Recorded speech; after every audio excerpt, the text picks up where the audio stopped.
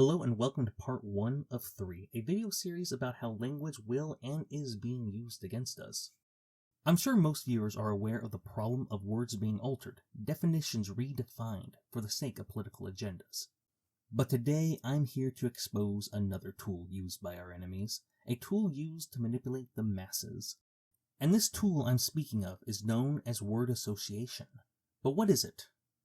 Word association is a common word game involving an exchange of words that are associated together. The game is based on the noun phrase word association, meaning simulation of an associated pattern by a word, or the connection and production of other words in response to a given word, done spontaneously as a game, creative technique, or a psychiatric evaluation.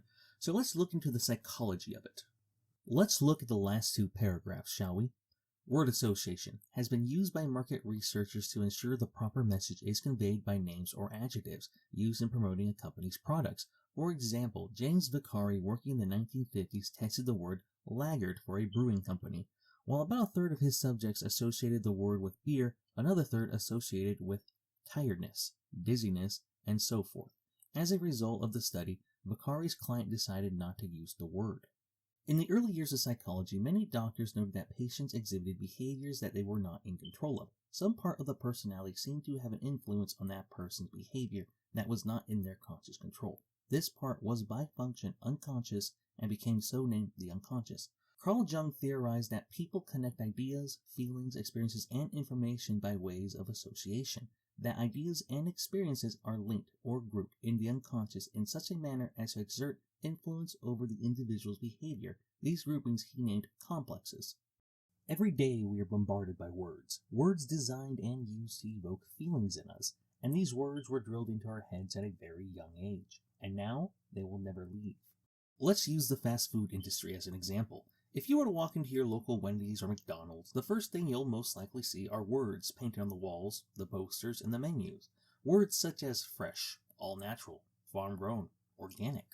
But these words and terms are simply there to lure you in. See, we have been conditioned to associate good, quality, and healthy with those words. It's a trick to fool you into buying their poison. And it's no different in politics, whether it's the name of a bill like the Green New Deal or the Patriot Act. Democrats and those on the left like to call themselves progressive. But what is it? They want to be perceived as being open to new ideas and being forward-thinking. But if you've been paying attention, you know they are far from that. But let's also look at conservative. Republicans like you to think that they're conserving American traditions and values. But if you've been paying attention, they roll over almost immediately and haven't truly conserved anything. Now, if you made it this far, you're probably thinking, I know this already. I can't be brainwashed by this. And to you, I say, correct. You can't be brainwashed. But you're not the one they're trying to brainwash. It is the young and the naive that they want. I don't want to be rude to young people, but the reality is that their minds are ready to be shaped with agenda-fueled thoughts, terms, and words. And one thing that the young is truly great at is passion. See, it's no coincidence or accident that the right wing is called fascist. This is a purposeful, tactical, and political move. They have made words like right-wing, Republican, conservative go hand in hand with Nazi, fascist, and racist. And these associations are drilled in at a young age. Now here is the sad truth. We are losing this battle, but I give you hope, because we can use their tactics against them, if done correctly. So join me in part 2, and I'll teach you how to fight back against their words.